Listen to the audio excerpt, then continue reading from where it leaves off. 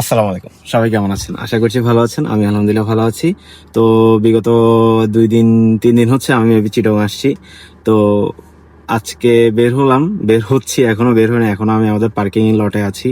তো বের হচ্ছি, গাড়ির কন্ডিশন খুবই খারাপ। গাড়িটা আজকে ওয়াশে দিতে হবে। মোটামুটি দেখতে পাচ্ছেন খুব ময়লা হয়ে আছে, পিছনও দেখার মতো না।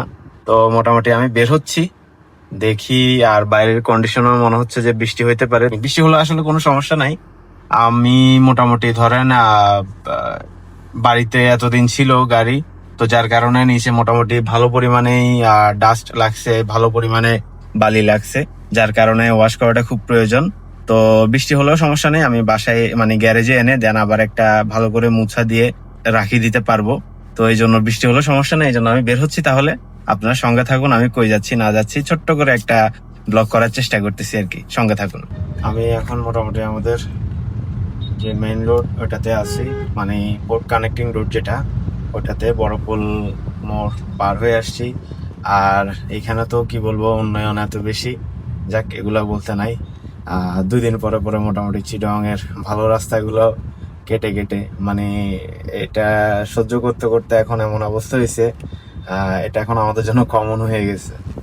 তো বিষয়টা হচ্ছে যে মানে 2 দিন পরে পরেই ওয়াশার লাইনের জন্য কি বলে গর্ত করে, বা মানে এমন ভাবে গর্ত করে যে ওই জায়গাটা মোটামুটি আগামী 1 বছরও রিকভার হয় না, যতটুকু মানে দেখতেছি আর কি। এই জায়গাটা অলমোস্ট 1 বছর বা 1 বছর প্লাস হয়েছে মেবি, বিগত ধরেন 5 বছরেরও বেশি সময় ধরে গাড়ি ওয়াশ আমি করাই ওইখানে কিংস অটোতে।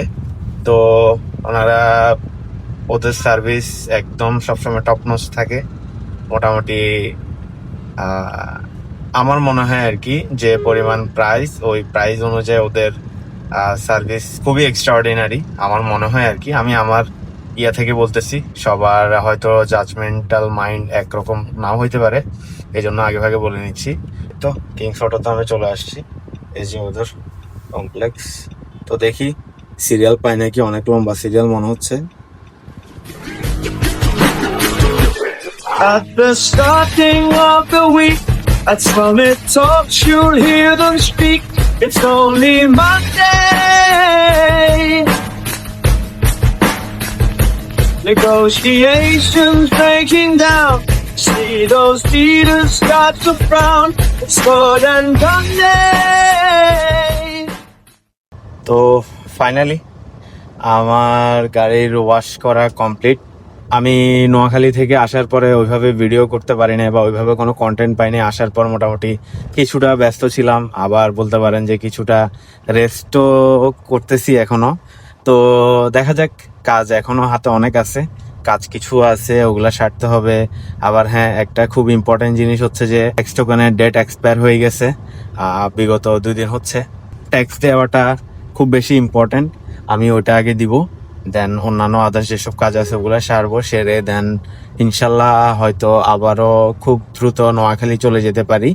কারণ হচ্ছে যে নোয়াখালীতে অনেক কিছু রেখে আসছি, আপনারা জানেন, আপনারা আমার ভিডিও দেখেন যারা প্রতিনিয়ত, তারা জানেন নোয়াখালীতে এই অবস্থাতে রেখে আসাটা আসলে উচিত না। কিন্তু আসলে কি করব, এখানেও সবাই থাকে, এখানে ফ্যামিলি মেম্বাররা এখানে কয়দিনের জন্য ছুটি কাটাইতে আসছি ভ্যাকেশনে।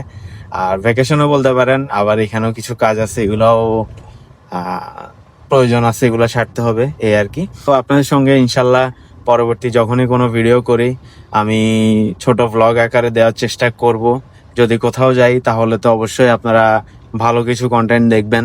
এই তো আমি আমার বাসায় পৌঁছাই গেছি, গ্যারেজের মুখোমুখি। এখন গাড়িটা ঢুকাবো, দেন আবার সুন্দর করে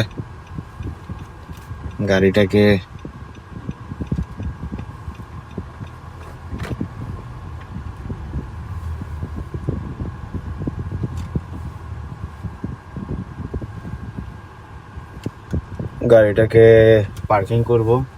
তো গাড়ি পার্কিং অলমোস্ট ডান।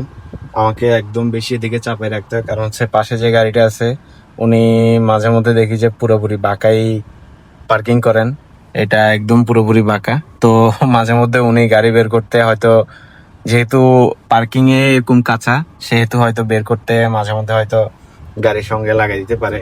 তো যার কারণে একদমই আমি স্পেস রাখি না। আপনারা দেখেন 360 ক্যামেরাতে দেখা যাচ্ছে একদম পিলার থেকে খুব সম্ভবত আর হয়তো 4 থেকে 5 ইঞ্চির মতো জায়গা রাখছি, বেশি জায়গা রাখি না আমি।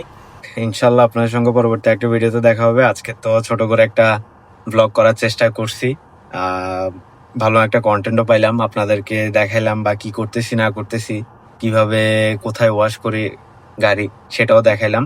তো ইনশাল্লাহ আপনার সঙ্গে পরবর্তী একটা ভিডিওতে দেখা হবে। ততক্ষণ পর্যন্ত সবাই ভালো থাকবেন, সুস্থ থাকবেন, আমার জন্য দোয়া করবেন।